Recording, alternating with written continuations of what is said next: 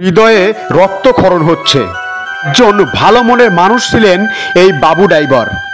পেশায় একজন গাড়ির ড্রাইভার থাকা অবস্থায় ওই একই এলাকার ওহাব ফকির রাত 10টার দিকে ফোন করে বাড়ি থেকে ডেকে নেন।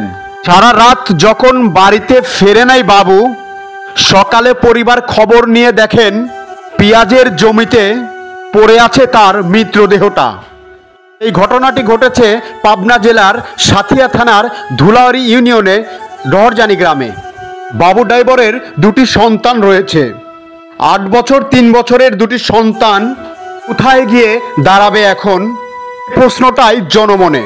আজকে 31শে ডিসেম্বর বাবু হত্যার ফাঁসির দাবিতে মানববন্ধন করেছেন এলাকাবাসী সহ ধুলাউড়ি ইউনিয়নের বিএনপি ও জামাতের নেতাবিন্দু এবং সাধারণ মানুষ।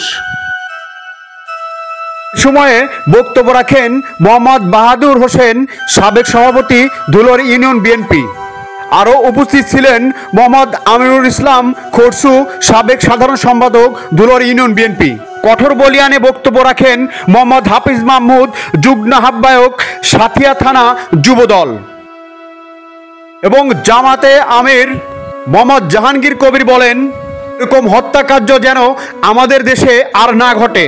এজন্যই এমন শাস্তির ব্যবস্থা করতে হবে যেন এই শাস্তি দেখে নজিরবিহীন হয়ে থাকতে পারে এ ধরনের খুনিরা।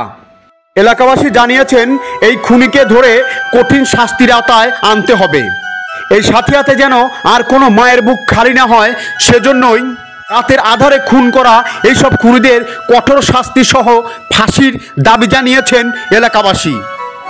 এই খুনি ওহাব ফকিরের বিরুদ্ধে এলাকাতে আরও অনেক ধরনের নারী কেলেঙ্কারি, চুরি থেকে শুরু করে ছিনতাইয়ের মতো অপরাধেরও রেকর্ড রয়েছে তার নামে। তাই ওহাব ফকির সহ এই খুনের সাথে যারা জড়িত তাদের কঠোর শাস্তির দাবি করেছেন এলাকাবাসী। এবং রাজনৈতিক নেতারা বলেন প্রশাসনকে এতটাই কঠোর হতে হবে যেন এলাকাতে কেউ এ ধরনের ঘটনা ঘটিয়ে পার না পেয়ে যায়। এই ছবি দেখে ওহাব ফকিরকে ধরিয়ে দেওয়ার জন্য বিশেষভাবে আহ্বান জানানো যাচ্ছে। ফকিরকে ধরাই দিতে এই ভিডিওটি বেশি বেশি করে শেয়ার করুন।